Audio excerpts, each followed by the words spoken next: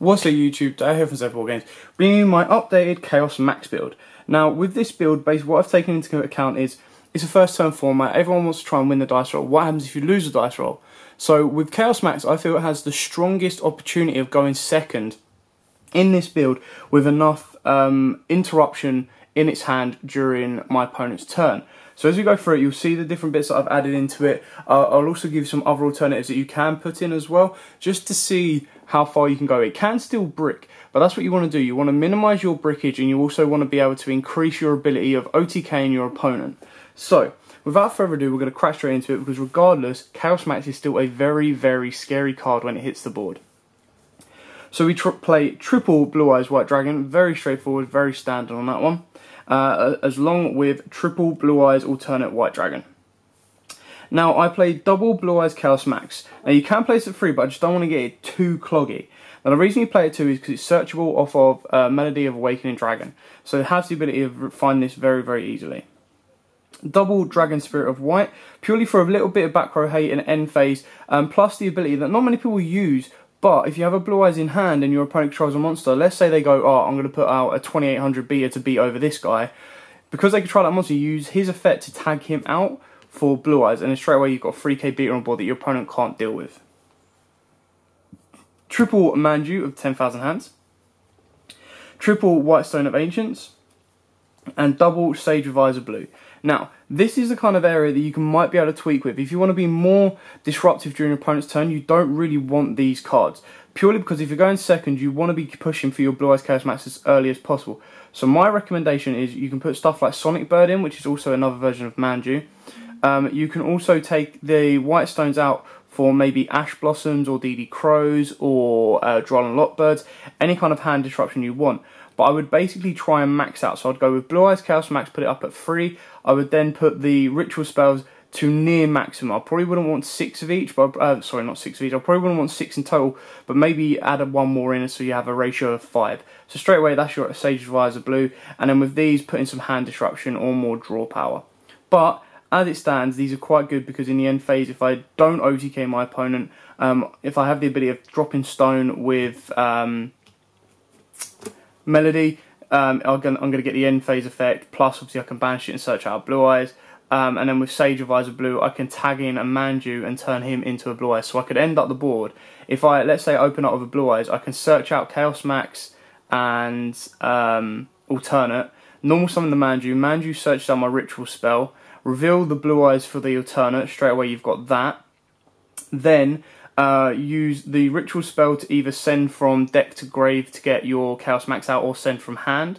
And then you tag your Sage Revisor Blue on top of your Manju, so your board is ending with a Chaos Max, an alternate Blue Eyes, and a Blue Eyes. So straight away you can then go into one of your rank 8s if you want to. So you can end up with Galaxy Eyes Dark Matter Dragon, so you've got the ability to boost through your opponent's board as well. Now there are a couple of spells that I do play in this deck to help kind of limit your opponent's disruption. So then I also play 3 Kaijus. Now these are all the level 8 ones, so they all work with trading as well, so that helps you out massively. Plus, Kaijus are such a necessity in this day and age, purely because of, you know, if they do have a masterpiece that's unaffected by spells, you know, Kaiju it and then you're good to go. A Dryden that can interrupt some of your plays, you Kaiju it and off you go. I then play double Ghost Ogre and Snow Rabbit and 1 Maxi. Now, these can easily be Ash Blossoms. I just feel that Ghost Ogre can be more disruptive because it clears them off. So if they play in their diagram, you clear it off, and then your Maxi. Now, you can take your Maxi out. It's a nice, easy side out against the Dracos. But again, these can be any type of hand traps you want, just to try and limit your opponent's ability during their first turn. Now on to the spells. So, triple Melody of Awakening Dragon, no argument or question about that. You have to play 3 as your searcher of the deck. You discard 1 card, which some of your cards like to be in the graveyard, and then you push for more, especially when it comes to Return of the Dragon Lords. So, Return of your Dragon Lords, you're bringing back your level 7s and 8s dragons, and then you banish it and protecting it. It's such a nice card, it's unreal. Triple Trading, you have more than enough targets. You've got your 2 Chaos Max, your 2 Spirits, 3 alternates, 3 Blue Eyes, plus 3 Kaiju, so you have more than enough targets you trade in. Double Chaos Form and double Advanced Ritual Art. Now, if you wanted to bump these up, you can, or you bump up the ability to search them. It's really, really down to you. And then my little touch. Now, I do like Swords of Concealing Light. However, because it's continuous, it can be interrupted. Whereas if you go with Book of Eclipse, it can't be interrupted. And the idea is when you're activating Book of Eclipse, or when you're going to activate Swords of Concealing Light, you're pushing for game. If you don't have the ability to push for game in your hand, there's nothing wrong with setting this. And then during your opponent's turn, Book of Eclipse everything. And yeah, they'll get the draws, but they can't attack. So you've slowed them down for a turn, which then hopefully helps you get ready for a turn. And then we finish it off with the one interrupted Kaiju Slumber. You can play this at 2 if you wish, but just to see it early enough. Otherwise, it's only got one usage in the deck per se. So that's it for the main deck. And now let's get on to the extra deck. So I don't focus massively on the extra deck because, like you've seen, it's more Chaos Max. It's more get the Chaos Max plays and off you go. However, there are plays in there. So I played double Blue Eyes Spirit Dragon. Again, very, very good card. But it's a kind of a worst case scenario kind of play, which is the same with Azure Eyes. Obviously, Azure Eyes, you tag out, go into Azure Eyes, and you start circling back your Blue Eyes. And then we obviously got the one Black Rose Moonlight Dragon and the one Michael the Arch Light Swarm. Now you can play Ancient Fairy Dragon and stuff like that to help you get another tuner on board, which can then help you push for your Crystal Wing plays. But like I said, I'm not massively focused on there. These are just worst case scenarios, see how far I can go kind of plays. Divine Dragonite Felgrand and number 107 Galaxy Eyes Tachyon Dragon.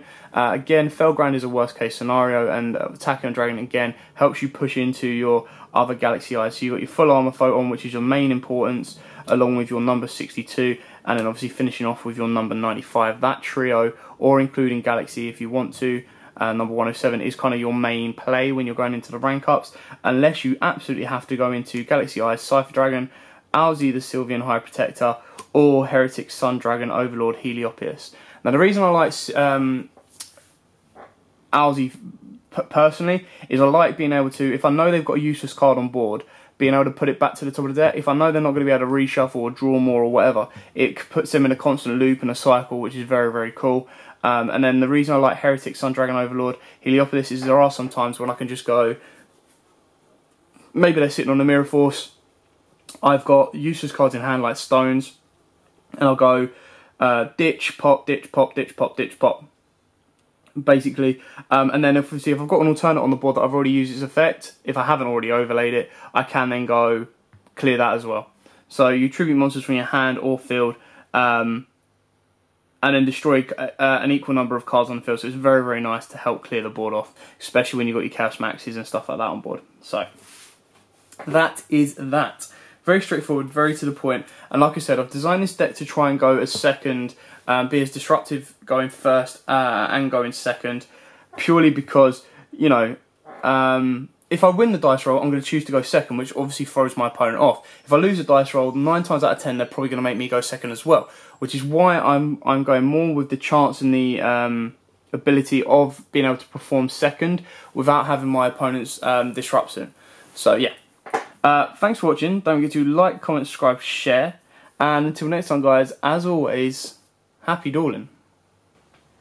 If you like that video, why not check out our other videos available? We've got more deck profiles, pack openings, and of course, duels. And don't forget to click on the most important button of all, that subscribe button, right in the bottom left-hand corner.